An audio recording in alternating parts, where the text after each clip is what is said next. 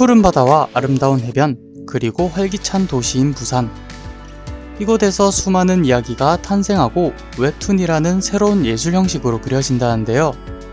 부산은 웹툰을 지원하는 다양한 프로그램과 웹툰이 그려져 있는 웹툰 이바구길, 미남에 위치한 웹툰역 등 특별한 장소가 있는 도시입니다. 웹툰 작가들의 현실을 알아보는 실태조사가 진행되었습니다. 대부분 작가들은 서울, 경기, 인천에 거주하며 2016년 이후 데뷔한 작가들이 전체의 절반 이상을 차지하고 있습니다.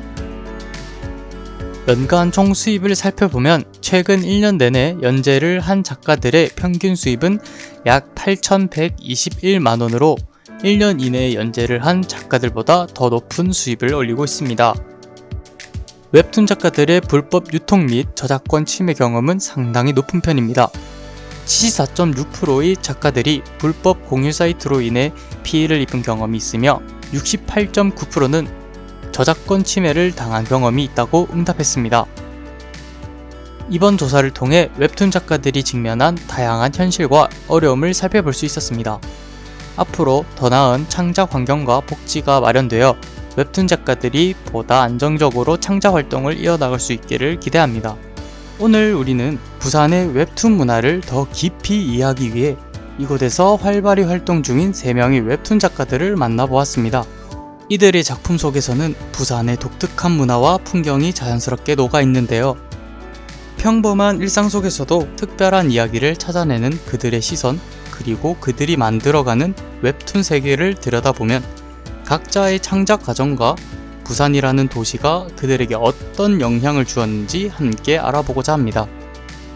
지금 만나게 될 3분의 웹툰 작가님들은 각각 독특한 개성과 스타일로 많은 사랑을 받고 있는 분들입니다. 각 작가마다 웹툰을 시작하게 된 계기는 다르지만 모두가 공통적으로 느끼는 것은 창작에 대한 열정입니다. 이제 각 작가의 웹툰 여정이 어떻게 시작되었는지 들어보겠습니다. 안녕하십니까. 부산에서 25년째 웹툰을 그리고 있는 만화가 남정우입니다. 네, 안녕하세요. 저는 심야 카페로 데뷔하게 된 오수민 작가라고 하고요. 카카오 웹툰, 카카오 페이지에 1년간 연재를 하게 되었습니다. 저는 부산에서 웹툰 작가로 활동하고 있는 김태영이라고 합니다. 제가 처음 만화를 시작할 때는 웹툰이라는 게 이제 없었어요. 그래서 부산의 부산예술대학이라는 만화를 가르쳐주는 전문대학이 있었어요. 그러니까 거기에 만화예술학과에 진학을 해서 이제 본격적으로 이제 만화를 배우기 시작했죠. 졸업하고 혼자 뭔가를 해야겠다 해서 이제 개인전을 한번 열었어요. 그 겁도 없이 이제 전시회를 개최했죠. 한 칸 만화 전시했는데 그게 아마 제 첫 전시였고 만화가로서 이제 다른 사람들은 인정하지 않지만 제 나름대로는 그게 데뷔였다고 생각을 하고요. 솔직히 말해서 제가 2019년까지는 일반 회사를 다니다가 웹툰 생각이 없었어요. 없다가 우연히 이제 글로벌 웹툰 센터에서 이제 단편을 구한다. 단편 이제 공모전을 한다라고 해서 정말 우연히 재밌겠는데 해서 진행을 했습니다. 근데 거기서 이제 배민기 작가님을 만나게 돼요. 약간 디테일하게 되다 보니 공모전 당선을 하게 되었어요. 그래서 나 재능이 있나? 이렇게 해서 퇴사를 하고 웹툰을 하게 됐습니다. 처음부터 웹툰 작가를 하기로 하고 웹툰 작가가 된 건 아니고 제가 만화를 그릴 때는 웹툰이 없었어요. 그때 이제 흑백 출판 만화라는 게 있었거든요. 그래서 그 흑백 만화를 그리다가 자연스럽게 웹툰이 유행하면서 웹툰을 그리게 된 것 같아요. 그냥 그 시간에 맞춰가지고. 부산은 웹툰 작가들에게 무한한 영감을 주는 마법 같은 도시입니다. 바다와 산, 그리고 도시의 활기가 공존하는 이곳에서 작가들은 다양한 작품을 창작해왔습니다. 이제 부산의 독특한 요소들이 어떻게 작품 속에 녹아들어 있는지 알아보고자 합니다. 각 작가님들이 부산을 배경으로 작업한 대표 작품을 소개하고 그 작품이 탄생하게 된 배경과 스토리를 들어보겠습니다.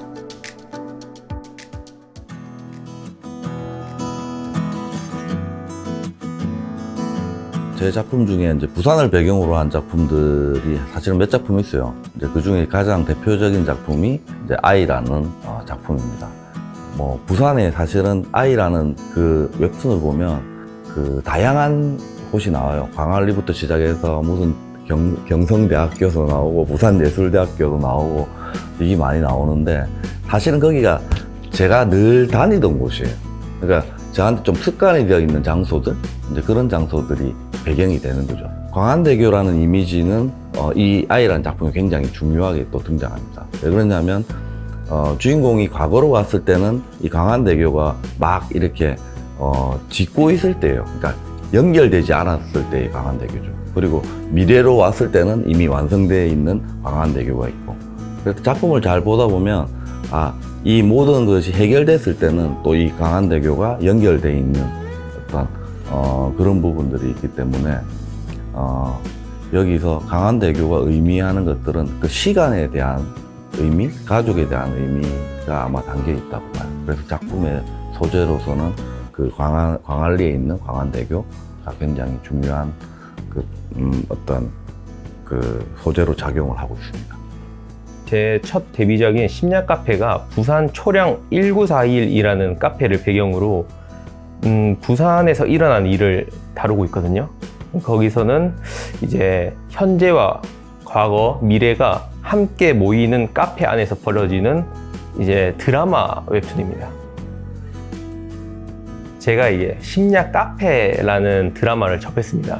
근데 제가 옛날에 이제 회사 생활을 하면서 제 지금 와이프가 된 분이랑 같이 카페 창업을 하려고 했어요. 그래서 이것저것 준비하다가 반반 카페라는 이제 웹툰을 제가 만들게 됩니다.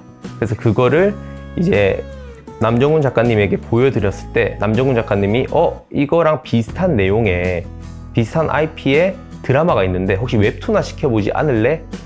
이제 추천을 받아서 그러면 같은 카페고 운영해본 경험이 있으니 제가 한번 해보겠다, 이렇게 해서 만들게 됐습니다.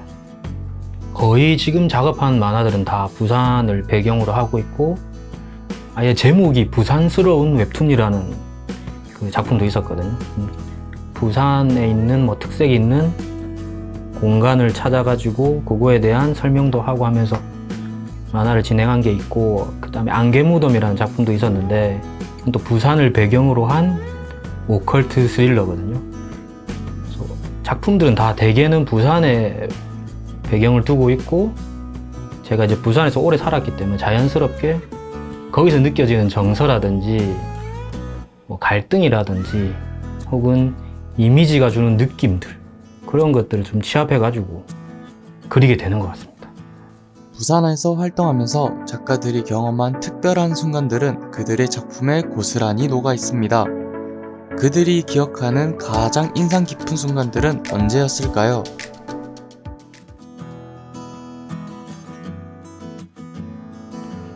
페스티벌을 시작한 거, 그러니까 2017년도에 제 1회 페스티벌을 시작했는데 지금 이제 올해 8회를 맞이하죠. 그러니까 7회까지 했고, 자기가 했던 모든 작품들, 매년 하던 작품들, 끝나는 작품들, 시작하는 작품들, 그런 작품들을 모아서 어떤 지정된 날에, 어떤 지정된 장소에서 할 수 있다는 것. 그 날만큼은 작가들을 위한 날이죠. 또 지원을 받아서 시민들에게 보여주는 날. 작가들의 날이기도 하지만 시민들과 함께 하는 날이기도 하고. 그러니까 그런 축제가 부산에서 생기고 망하지 않고 계속해서 매년 이어가고 있다는 어떤 그 1회, 2회, 3회 쌓일 때마다의 어떤 그 기억이 저한테는 가장 큰 기억으로 남아있는 것 같습니다. 제가 사실 웹툰 작가가 될 거라고는 생각도 못 했는데, 제가 우연히 그 페스티벌이 끝난 뒤에 이제 족발집에서 족발을 먹고 있었는데 옆에서 6살짜리 아기가 아까 페스티벌에서 인터뷰하던 작가님이다, 사인 좀 해주세요 라고 했던 기억이 있어요.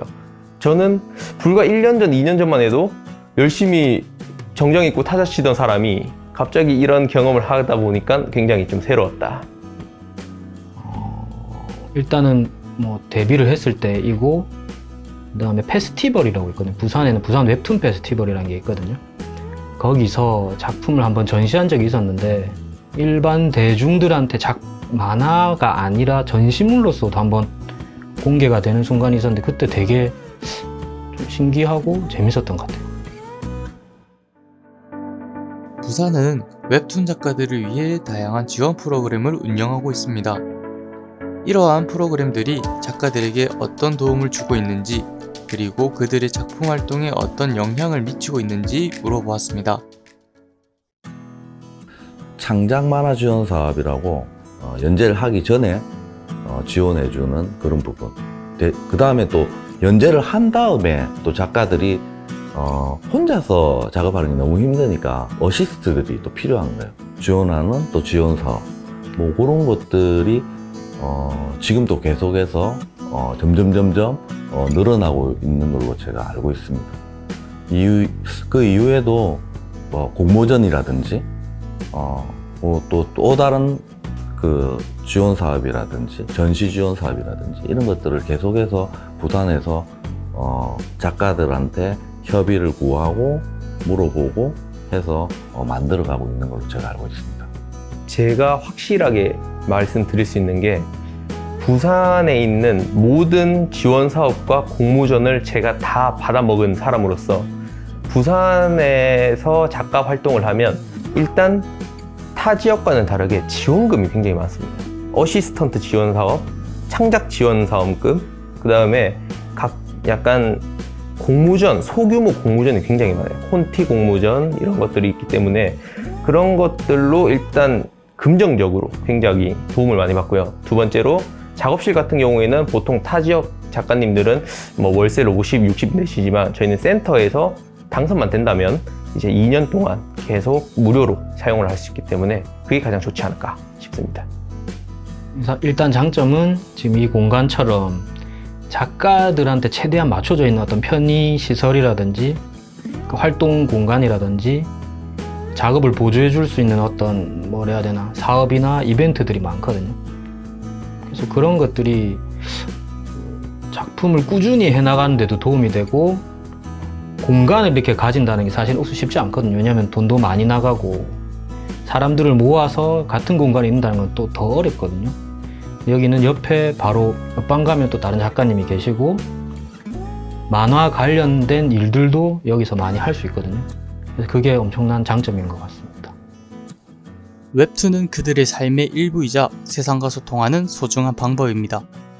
웹툰을 통해 꿈을 그리고 그 꿈을 세상과 나누는 그들의 이야기는 특별합니다. 작가들에게 웹툰이란 과연 어떤 존재일까요? 웹툰을 시작하기 전에는 웹툰은 꿈이었고 웹툰을 시작하고 나서는 나에게는 밥이었고 지금은 웹툰은 숙제인 것 같아요. 그러니까 지금은 제가 그림도 그리고 스토리도 적고 프로듀싱도 하고 이렇게 하는데 매일매일 나한테 어떤 과제를 던져줘요. 그러니까 제 작품은 제 작품대로 해야 되고 또 후배들 작품은 후배들 작품대로 또 봐줘야 되고 이제 그걸 갖다가 완성시켜서 잘 포장해서 검사를 맡아야 되죠, 독자들한테. 그래서 웹툰이 나에게서는 아직까지도 숙제다. 웹툰이란 경험할 수 없는 세계를 남들이 경험할 수 없는 세계를 제가 보여드릴 수 있는 권한이 생긴다 생각합니다.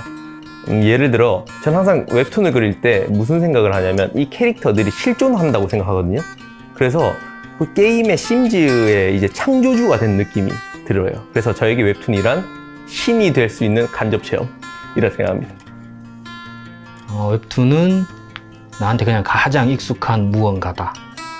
이게 뭐 즐겁던 슬프던 기쁘던 항상 이렇게 그리고 있고 이걸 통해서 뭔가 표현하려고 하고 있고 이걸로 뭔가 연결되고 확장되고 교류되는 것도 있고 해서 그냥 그런 나한테 제일 익숙한 뭐 약간 뭐라 해야 될까요? 동료? 그래야 되나? 뭐 그런 느낌 있는 것 같아요. 뭐 사람으로 치면 또 친구 그런 것 같습니다. 오늘 우리는 부산에서 활동하는 웹툰 작가들의 이야기를 들어보았는데요. 각자의 개성과 열정이 담긴 작품들이 어떻게 탄생하는지, 그리고 부산이란 도시가 그들에게 어떤 영감을 주었는지 알 수 있었습니다. 한국컨텐츠진흥원의 2023년 웹툰 작가 실태조사에 따르면 많은 작가들이 창작 활동에서 어려움을 겪고 있습니다.